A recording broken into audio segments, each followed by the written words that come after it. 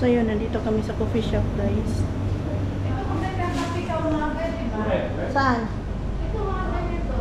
Rice stick. Yan po umaga nagkakape ka. Ay, ang sarap nito. 150 lang, oh. Kain tayo ng nato. Donut, oh. Donut.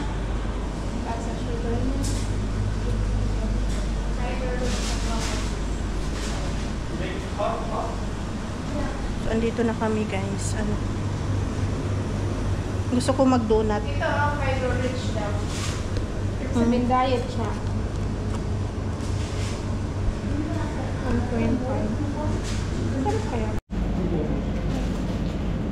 Oh, dear, which coffee you have? We have Italian coffee. Huh? Italian coffee? Italian, yeah. How much is it? How much? You mean the coffee bean with which? No, coffee. Because this is English, Arabic.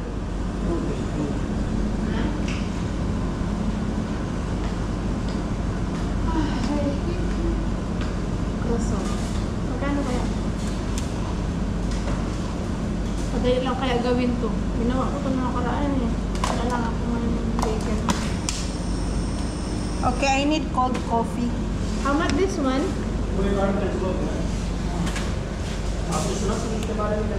Ikaw, anong gusto mo? I will try their cold coffee, guys. I'll try their cold coffee. Ayan.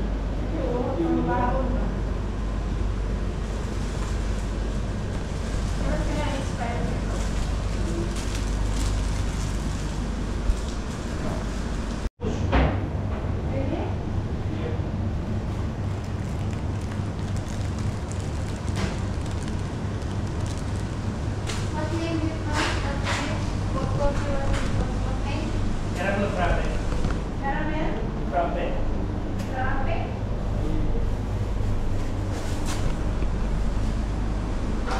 Strong daw yan. Ito makatulog. Let's see. Nito? Pang kape-kape no? Anong tawag nito?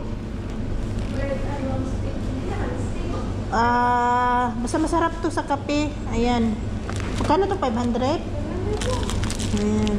Tapos ito. Sandra, ito maraming ano to, maraming oil. Sugar. Hindi siya healthy. Kaya nga. So, anong drinks mo? May tubig Kaya dyan. gusto mo magtanggal ng acid dito, parang hindi ko alam kung gagawin ko acid. 7-up ka. Acid, but may acid. Magsabi na ako. Mm-mm. New management or the same? For the meantime, we have this one glazed donut. Then this one, iced coffee lang yan siya, guys. And that one. So let's do this. Ito pang diet daw Ito yan. pang diet. Crunchy. Crunchy siya kasi may fiber naman. Kahit wala na ano ko yan. Hindi mo na pwede nga ano kasi galing sa plate eh.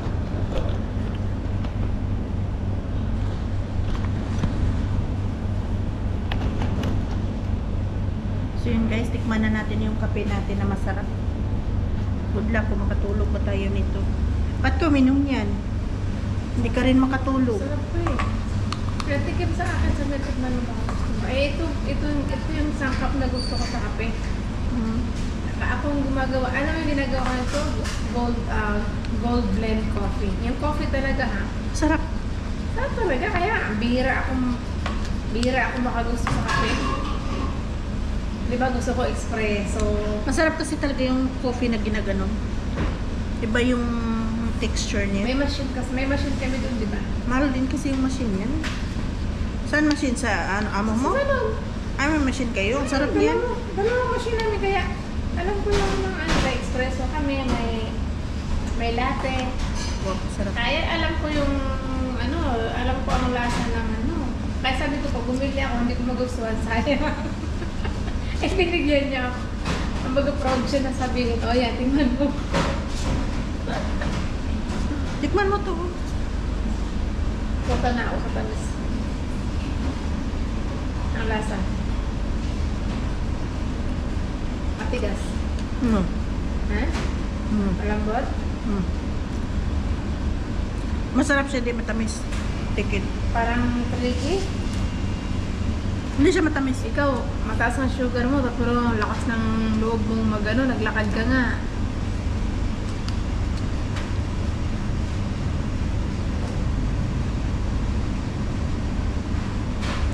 Di ba hindi matamis? Less siya ng ano. Less siya ng mantika. Hindi siya yung naglalapulot. Dry ng konti. Kung ibig sabihin, hindi niya damihan ng mantika. Tubig ko yun, di ba? Nagawa ko sa'yo. Ano, bitin ko yun.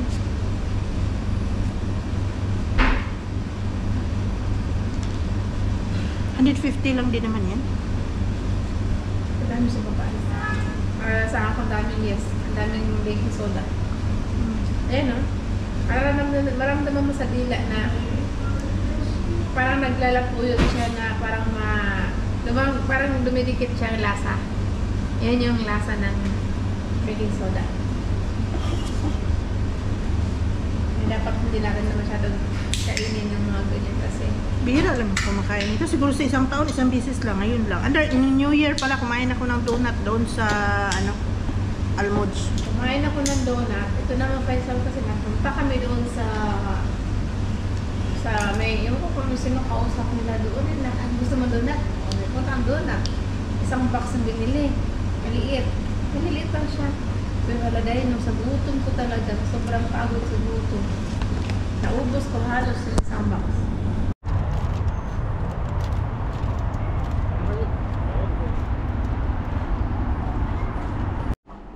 Hi guys! So, andito na tayo sa bahay guys.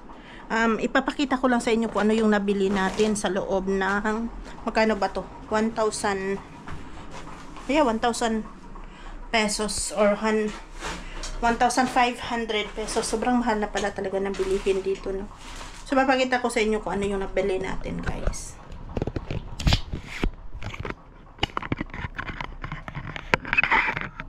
Kita na ba kayo? Ayan, kita na kayo.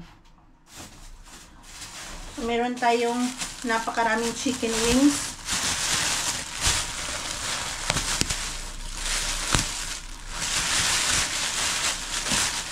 So, ito guys. Ang dami nito lang.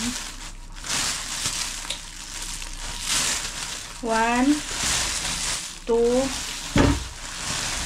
3, 4.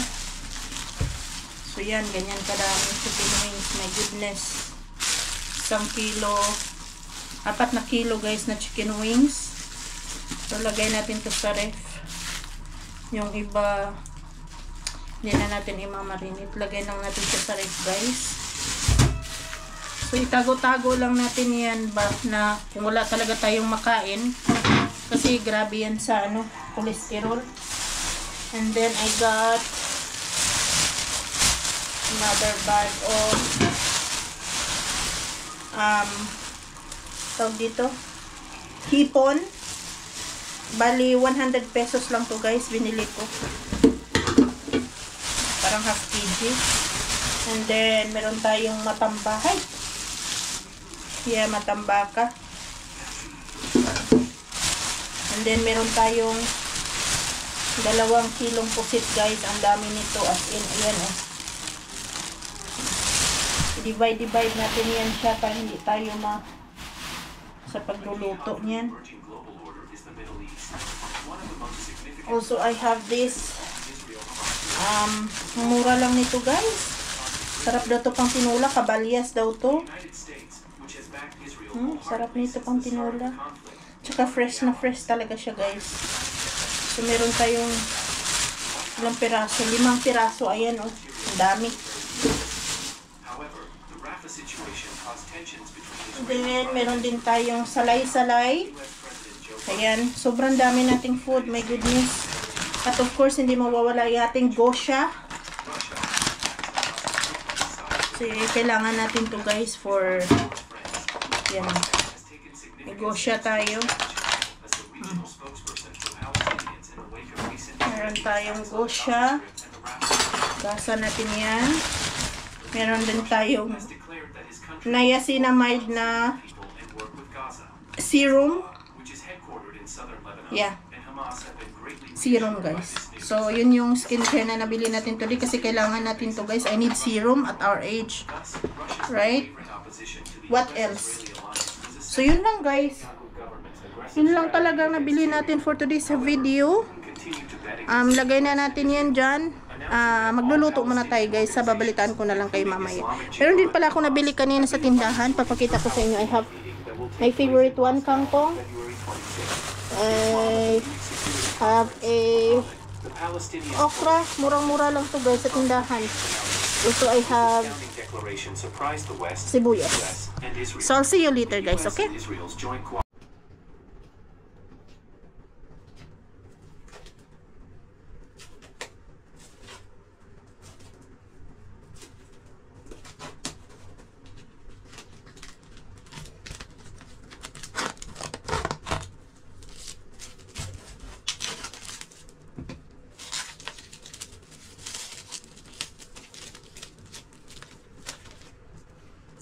So yun guys, yan pa ipapackage ko. Ayan, yan, packing. Ayan, so yan, chicken. Meron pang doon. So hindi ko na siguro kayo dadalhin guys. Mamaya i-update ko na lang kayo kung nalagay na natin sa freeze ang mga bagay-bagay. Alright?